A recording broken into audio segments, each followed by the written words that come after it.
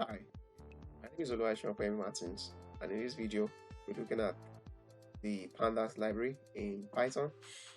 Now, Pandas is used in Python to work with panel data when you have panel that are in a tabular form and you want to work with them in Python. That's when you use the Pandas library. So without wasting time, let me just switch to my VS Code.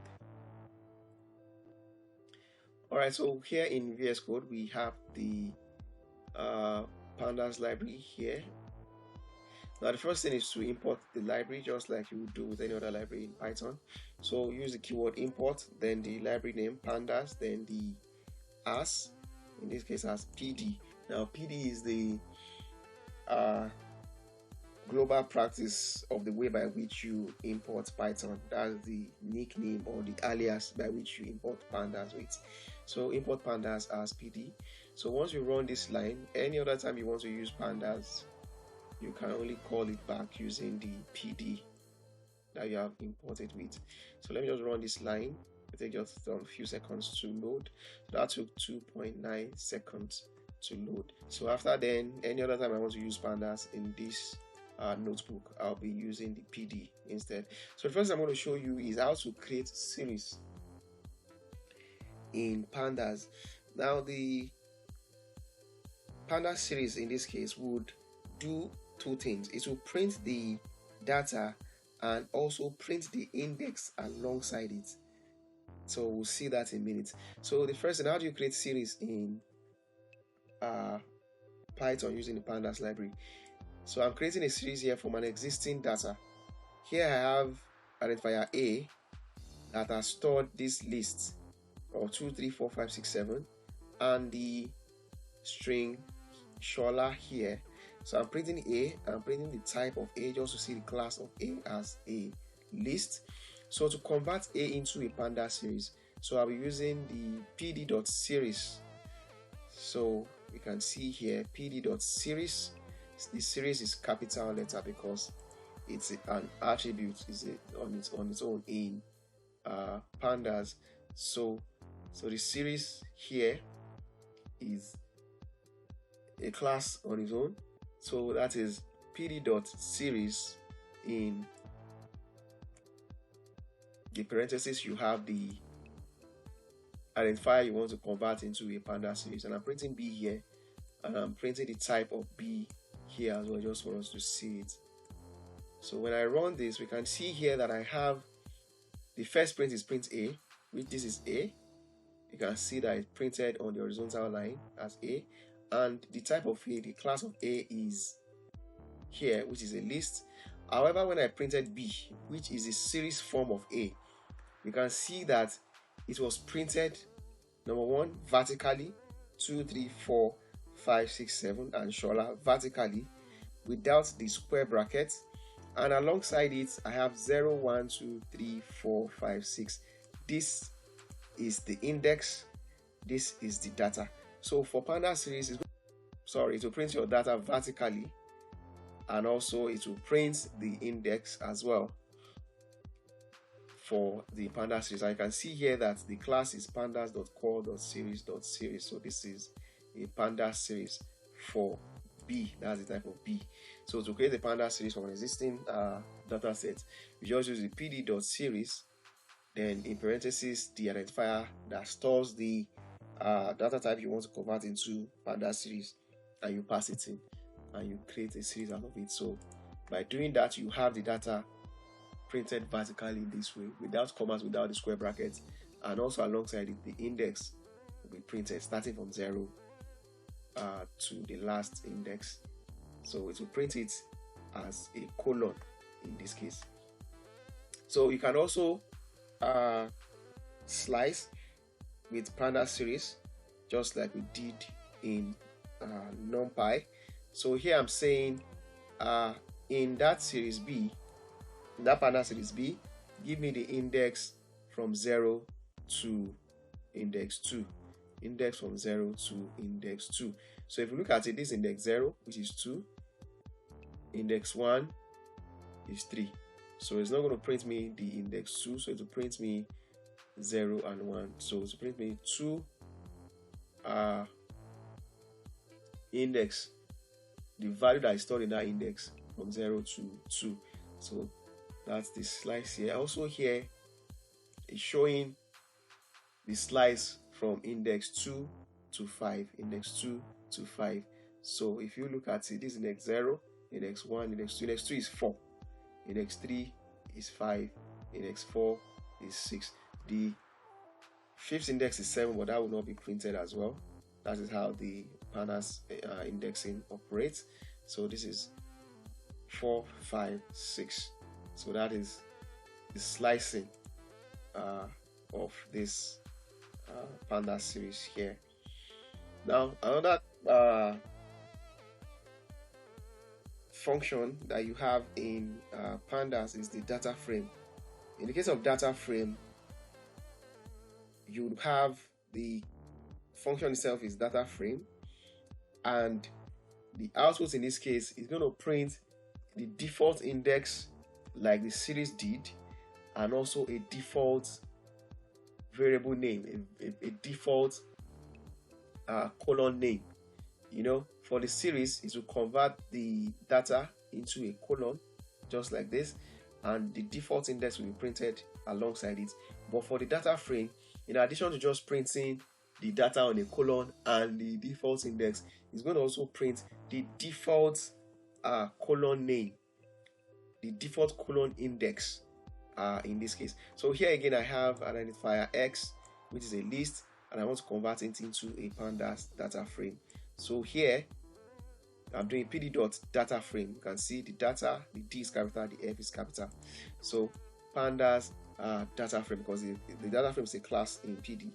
So Pandas data frame, and I'm converting the identifier X, the value that is stored there, into a data frame, and I'm printing Y, which is the data frame format of the identifier X, and I'm printing the type of Y here as well. So you can see here that this is the X itself, is a list by these first 3 lines here, then converting it into a Pandas data frame. This is the data 2, 3, 4, 5, 6, 7, and shola. And you can see this 0 here before the data started from 2. This is the default indexing on the colon. This is the index of the rows. This is index 0, row 1, index 1, row 2, index 2, row 3, index 3, row 4, index 4, row 5, index 5, row 6, index 6, row 7. And this is the first colon 0, because, and this is why 0 is printed up here. That is the default index number here. So that's the difference that you see with Pandas data frame and the Pandas series. For series, you only have the data and the default indexing for the rows, while for the Pandas data frame, you have both the index of the rows and the default index of the colon, always starting from 0 in this case. So that's why your Pandas data frame is 2-dimensional, while your Pandas series is a single dimension panel data. Now in this case, I'm using the dictionary to create a data frame. Now a dictionary, we know, will have key and value, and key and value. So, and I'm putting it into a list, and I'm storing it into F in this case. And here I'm printing F and the type of F, which would be a list in this case. And here I'm using G to convert F into a data frame. Now F is holding a dictionary with key and values. Now the key will be the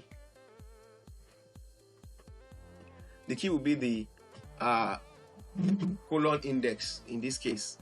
So in place of having the default index of 0 like we did here, maths will be the first index, biology will be the second index, then Yoruba will be the third index.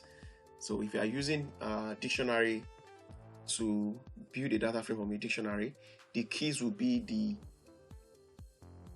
index on the colon. The key will be the index on the colon. So when I'm printing G here, with this print G, and also the type of G here. So here I'm just having a multiple entry. In this case, I only have one line. Just one index here is what I have. So I'm having multiple dictionary in a list. So here this is the first index. So this will be the first row. All the values here will be the second row, while all the values here will be the third row. That will be index 2 on the colon. So now I'm converting Q into a data frame. I'm storing it in R and I'm printing R. So let's look at the output. So this is F, which I created as a list, just printing F back as a list, and the class is list. And like I said, this is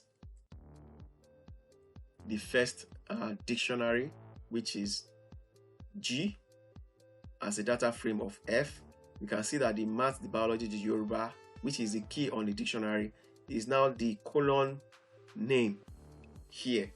So in place of just having 0, 1, 2, so the key of your dictionary will become the colon name when you convert that dictionary into a data frame. However, you can see here that the 0 here is still printed as the default index of the row. So this is index 0, row 1. So I'll still show you how to actually specify your own index, specify your own row index in Python. So you can see here this index 0, row 1, index 1, row 2, index 3, row 3. So converting Q into a data frame, printing R. You can see here that biology, math, biology, Yoruba, Igbo, Hausa has been printed, and index 0, 1, 2, which is row 1, row 2, row 3. Now you can see this NaN, NaN, NaN, NaN, NaN, NaN. Now NaN means not a number. Now if we go back to the index 0, we'll see that index 0 has values for maths, for biology, and for Yoruba, but there was no key of Igbo and Hausa in it. So that is why the Igbo and Hausa is NaN for this index 0 here, because every key in the dictionary that forms a data frame will be a unique colon name. That is why math, biology, Yoruba, Igbo, and Hausa are unique colon names. So index 0 has no entry for Igbo and Hausa. That is why NaN has been printed in its place.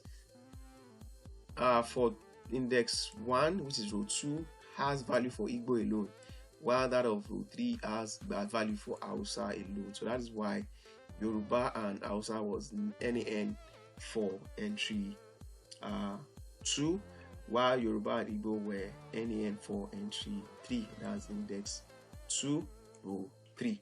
So that is how you can take advantage of dictionary in creating a data frame, because the keys will be the unique colon names.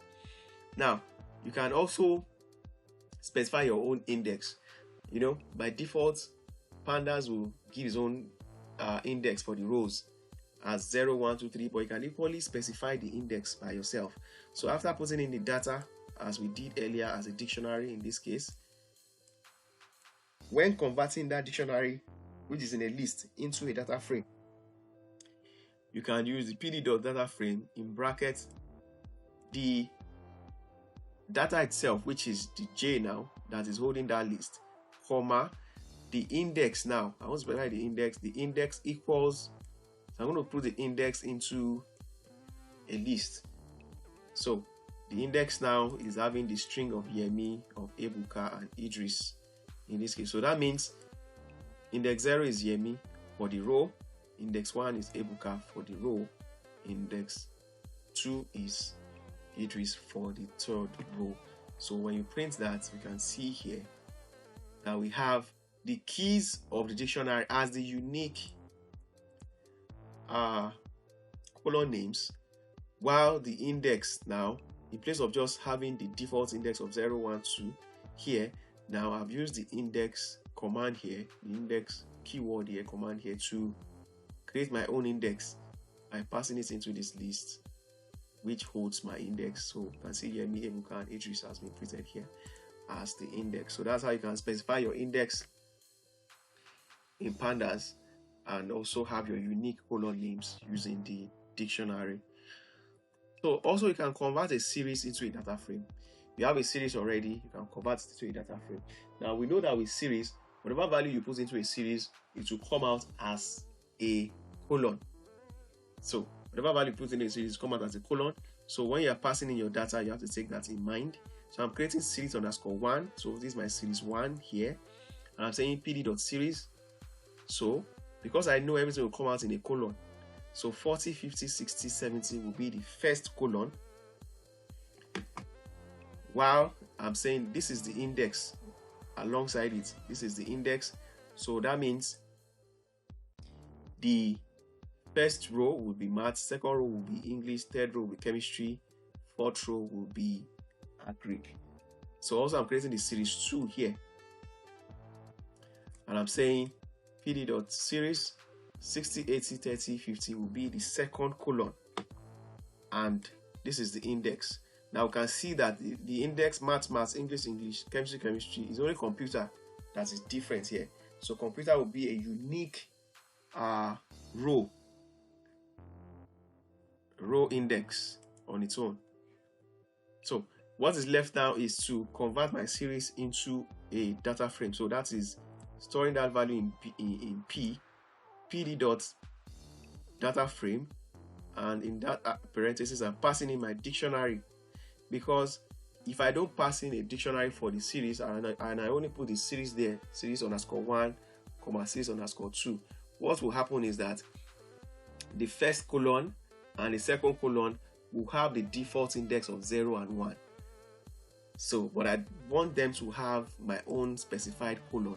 So, and I know that if I use the dictionary, my key will be the unique colon name. So which means colon 1, which is series 1, will have the colon name of Femi, while colon 2, which is series 2, will have the colon name of Kemi. Let me undo this. So if I print this, you can see index are the row are Greek, chemistry, computer, maths, English, maths, and you can see that series 1, 40, 50, 60, 70 is the first colon, 50, 40, 60, 70, because it's going to arrange it in alphabetical order. So Greek, chemistry, computer, English, maths. So that's why that distortion is there, but it's the same data that is stored there. And series 2 is colon 2, which is this, which is 60, 80, 30, 50. And we can see that because Chemi does not have entry for Agri, that's why NaN is here, and Femi does not have entry for computer, that's why NaN is here. So, and the dictionary which I used here for the data frame made Chemi to be the unique colon name here and Chemi to be the unique colon name here. If I don't use this dictionary, let me just copy all of this and show you what I'm saying, and I come here and I remove this dictionary and I only do series 1, series 2. Let me comment this out so that, let me just run this now. So we can see here that I should remove this also. So we see here that there's a distortion all through. It's not working appropriately because I didn't put in my data very well, because my series will be in colon 1, colon 2, series 1, series 2, and my pandas will need what should be the colon name as well. So let me just delete this line and run this again, so you can see that everything is functioning perfectly in this way. Also, you can add a colon to an existing data. In that wise, you must have put in your data as series, because series will give you a colon output. So for you to add another colon, your data must have been taken in as series, which would give you output in colon before. So all of this is just the same that we have shown earlier.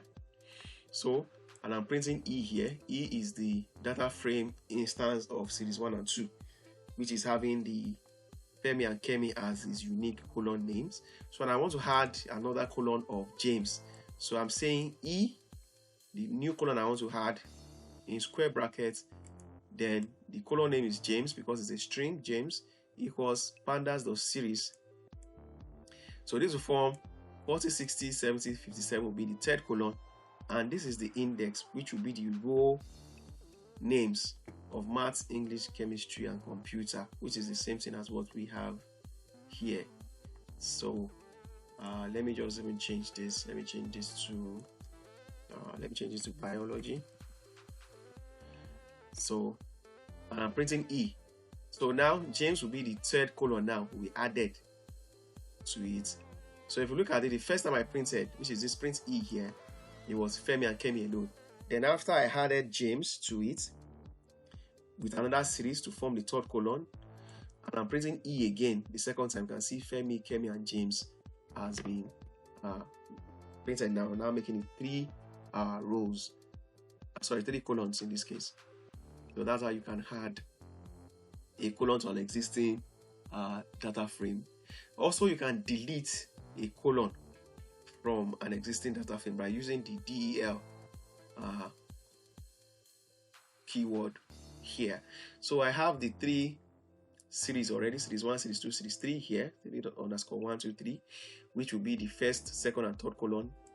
And the index that I have here will be my row names. So, and here I'm using the pd.data frame to convert my series into a data frame. I'm using the dictionary here to have unique colon names for each of them. So I'm printing E here, and after I printed E, I came here to say del. So in parentheses, the data frame I want to delete a column from is stored in E, and the column I want to delete is the column that is for Kemi, which is why I'm passing it in as in a square bracket, because it's an index on its own. It's an index in that panel data. So we can see here we have initially Femi, Kemi, and James, and after the del, and I'm printing E again, the colon of Kemi has been removed, and I have just Femi and James left. So that's how you can delete a colon from an existing data frame using the del function here. However, you must have put in your data as a series so that that column can be deleted successfully.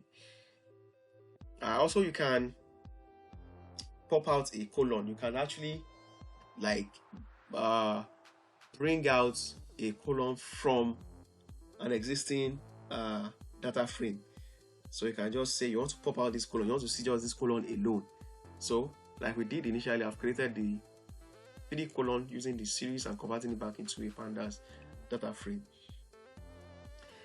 With the dictionary here as Femi, Kemi, and James with each of the unique colon names.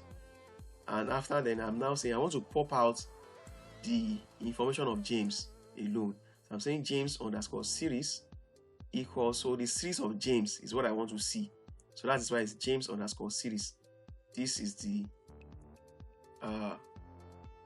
identifier that you are going to use, because it's a private identifier. The leading underscore here, it tells you that this series is private to James. So it's only James that is having it. That is what this is saying, this underscore series. So James underscore series equals E, which is the data frame that holds that series of James, dot pop, pop, then in parentheses of the pop James.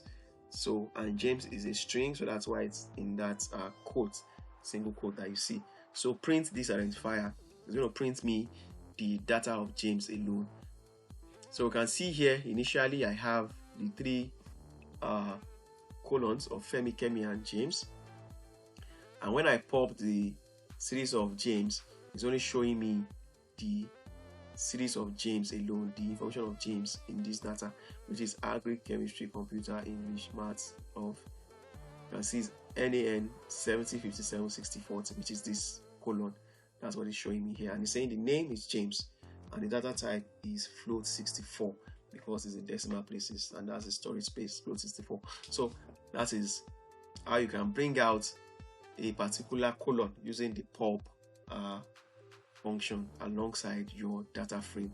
So e.pulp, because you can only work with a data frame, that's why, and e is already a data frame, that's why you can use it alongside the e, which is e.pulp already. However, the identifier must be James underscore series.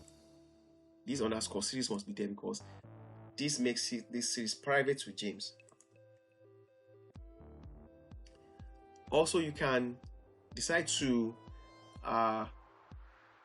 access a particular index in a data frame. So just like we do for slicing, in data frame you use the index location to actually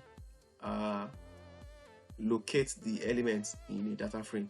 So here, like we did already, we created this data frame from 3 series, series 1, 2, and 3. And here I'm converting that series into a data frame and printing that data frame here. So I'm using the loc and the iloc function here. This is the loc, this is the iloc. Now I'll explain how they work. Because M is a data frame already, so I can use the loc alongside it. So m.loc. Now this LOC is location, and the location I'm picking is the location of math. So because it's working with the index in this case, so square brackets, then the index here is a string, that's why it's maths in a string. So the loc would take in the string name of that colon. But for the iloc would take the numerical index in this case, and there's no string there. You take the numerical index of that location, that's the iloc. It will take in the numerical index, while the loc will take in the string index of that location. So this will be my colon 1, colon 2, colon 3, and my maths, English, chemistry, agri will be my row indexing. So this will access everything on row of maths, and this will equally access everything on row of let me see, row 1, 2, 3, 4 on that of math as well. So let me run this. So we see here that this is the data itself, Femi, Kemi, and James. And when I said print miloc math, so the colon of maths is here. So that's why 40, 60, 40 is printed. And also, when I said index 3, iloc 3 in this case, so this is 0, 1, 2, and 3. So that is the index row of English is index 3, because agri is 0, chemistry is 1, computer is 2, English is 3, and math is 4. So if I change this to, let me change this to 1, that will be chemistry, because chemistry is on index 1. So we see now that the name here is chemistry because chemistry is index 1, 0, 1, 2, 3, 4. If I change this to index 4, that will be for the row of maths. You can see it's maths in this case. So it will tell me what the value that is held in the unique colons for that row. So that is, so your iloc and loc will access your row. So you can either use the string of that row, which is the unique string to identify that row using the loc, or you use the index of that row itself, the numerical index of that row with the iloc. So because my M is already a data frame, I can use my loc or iloc alongside it by using m.loc or m.iloc. Alright, so you can read a CSV file using the Pandas library just by doing so I'm creating an identifier n, and I'm using the Pandas library to read that CSV file, a CSV file to store in identifier m. So in this case, I'm saying pd.read_CSV. So this is how you read a CSV file with Pandas read_CSV. So pd.read_CSV, and the part where that CSV file is stored.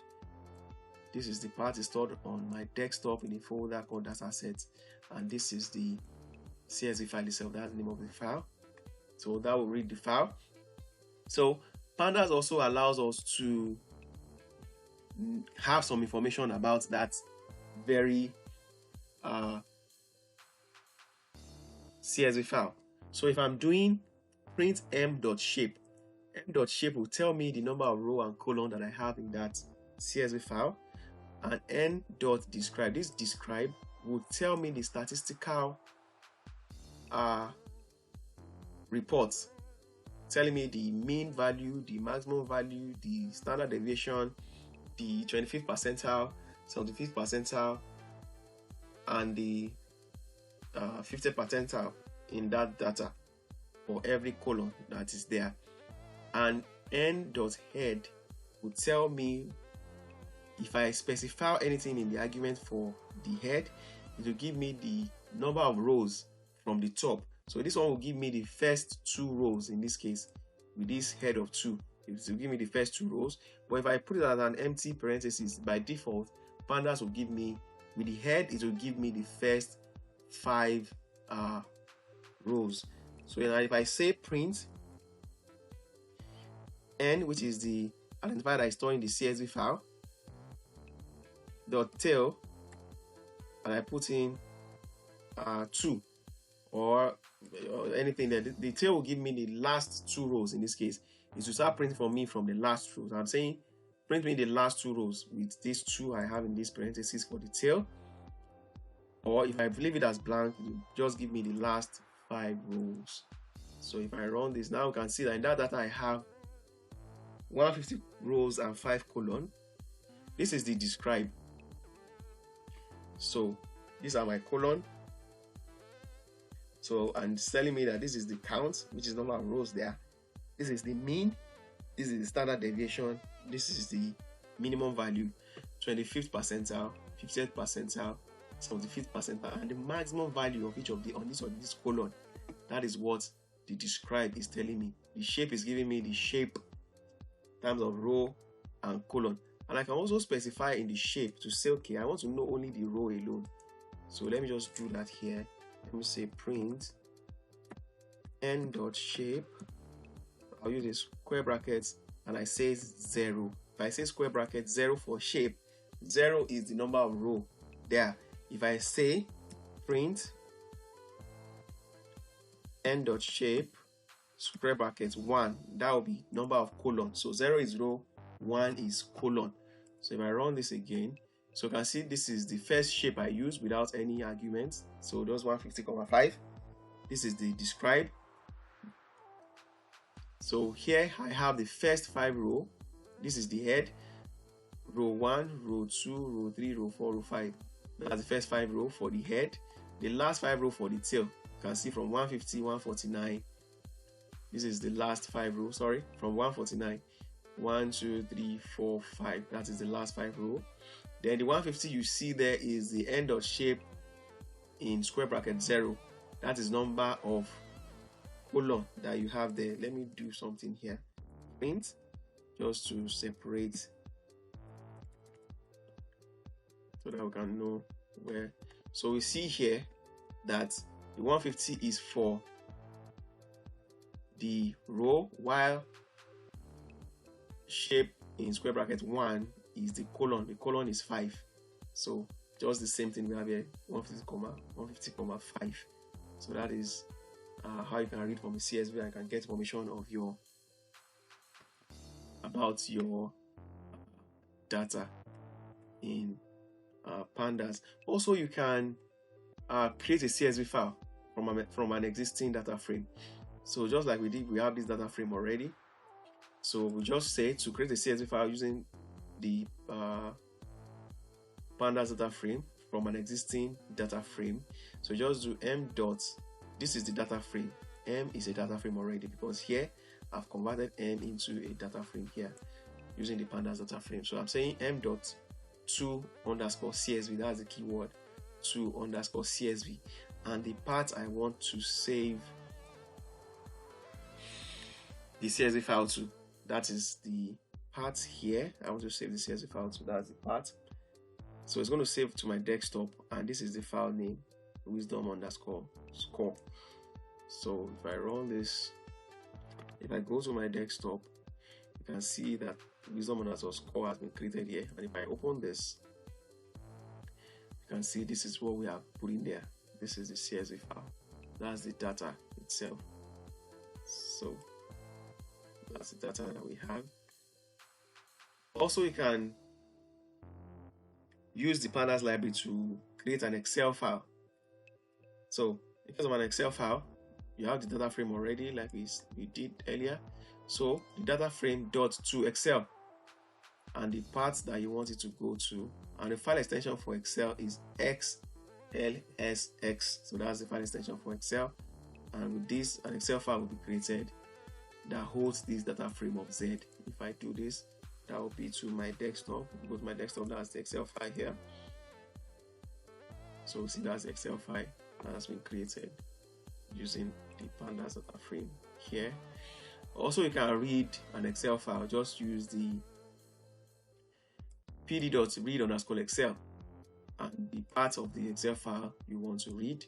And I'm storing this in V and I'm printing V. So if I print this now, if I run this, it's going to read that data. I can see that this is the data in that Excel file that we have on the desktop. Let me just open that again. This is the, you can see that this is the file, Excel file, and this is what Pandas has read back into here. And we can see that what Pandas has done again is to put the default index for the row, and for this it has put the default index in here, but it left the Femi and James as they are. So that's that. So that will come to the end of this Pandas introductory class. Thank you very much.